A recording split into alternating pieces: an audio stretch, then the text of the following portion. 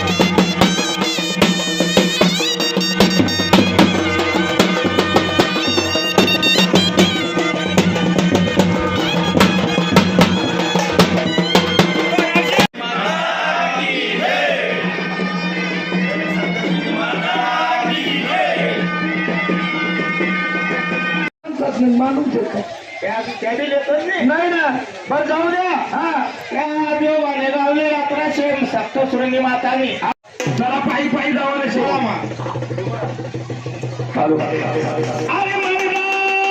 दारूच्या नांदाने वय गेला गडी, दारूच्या नांदाने अरे दारूच्या नांदाने वय गेला गडी,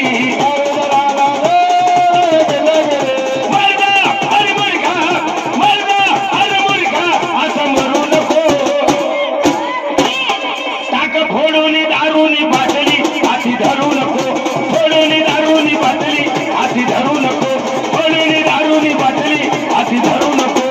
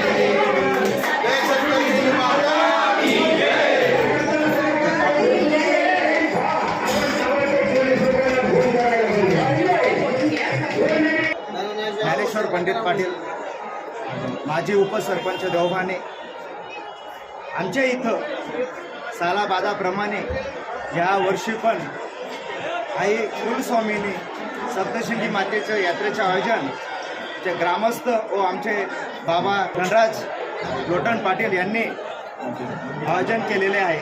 तरी यात्रा व्यवस्थेचे आजचं जे वातावरण आहे ते खूपच छान प्रकारे चालू आहे.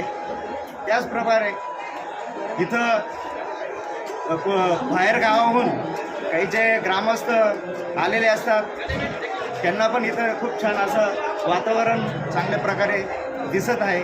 तसेच इथं संध्याकाळी तमाशा मंडळ याचं आयोजन नानासाहेब यांनी आपल्या प्रकारे केलेलं आहे.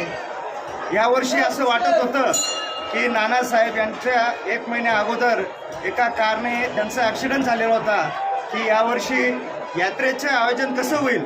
तरी त्यांनी सर्व दुःख बाजूला ठेवून यात्रेचे आयोजन चांगल्या प्रकारे केले.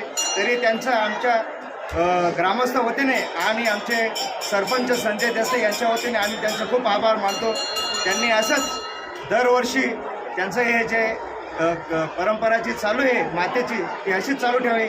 एवढे माझे 2 शब्द संपतो. देवबाणे ग्राम निवासी कुलस्वामिनी माता सप्तशृंगी मातेच्या यात्रेनिमित्त भाविकांचं आम्ही हार्दिक स्वागत करीत आहे. परंपरेप्रमाणे गेल्या 45 वर्षापासून ही यात्रा आमच्या गावाचे एक लाडके नागरिक आदरणीय धना नाना यांच्या प्रेरणेने ही यात्रा खूप मोठ्या प्रमाणात भरत आहे. यात्रा म्हणजे ऐक्यतेचे प्रतीक, भावनेचे प्रतीक. या यात्रेनिमित्त गावात एकोपा, भावना आणि श्रद्धा या तिघही गोष्टींचा मिलाप या यात्रोत्सवानिमित्त झालेला असतो.